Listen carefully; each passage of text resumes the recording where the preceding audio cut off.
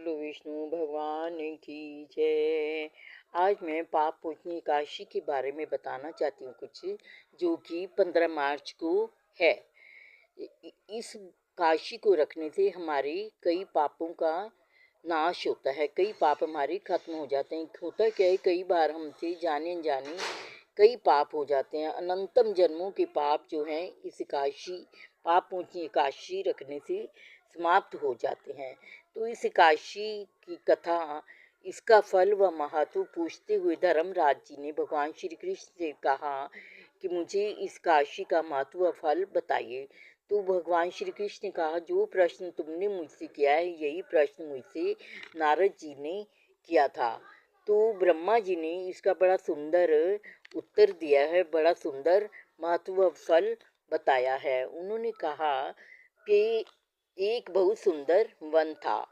एक बार उस वन में एक ऋषि तप कर रहे थे, बहुत सालों से तपस्या कर रहे थे। वो बड़े मेधावी ऋषि थे, लेकिन उनकी तपस्या भंग करने के लिए मंजू कोसा नाम की एक अप्सरा पहुंच गई, जो कि इंद्र की प्रेरणा से अप्सरा उनकी ध्यान भंग करने गई और उस ऋषि का ध्यान भंग कर दिया। तो उस ऋषि को बहुत बुरा लगा और कहा कि एक स्त्री के आकर्षण ने मुझे पाताल में, गर्त में, नरक में डाल दिया।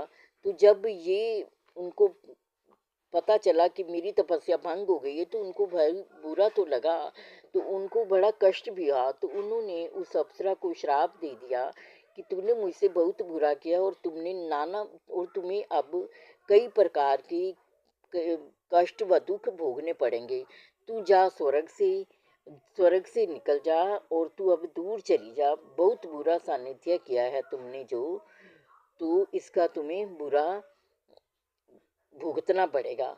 लेकिन उसने बड़ी क्षमा मांगी और बहुत माफ़ी मांगी। कहा, हे प्रभु, अब हमसे अपराध तो हो गया है, परंतु हमें ये अपराध को क्षमा कर दो, माफ़ी दे दो। हम तो अनंत दासी हैं, अब हम इसके लिए क्या करें? तो हमें तो आज्ञा का पालन करना होता है। तो उन्होंने कहा, ठीक है, तो तुम पाप मोचनी एकादशी का व्रत करो, तो तुम्हारे ये पाप नष्ट हो जाएंगे। तो उसने इस पाप मोचनी काशी का व्रत किया और वो अपने किए हुए कृत्य, गलत कामों से, जो उसने छल करके उस तपस्वी की तपस्या भंग करी थी, ऋषि, मेधावी ऋषि का ध्यान हटाया था, उसका ये व्रत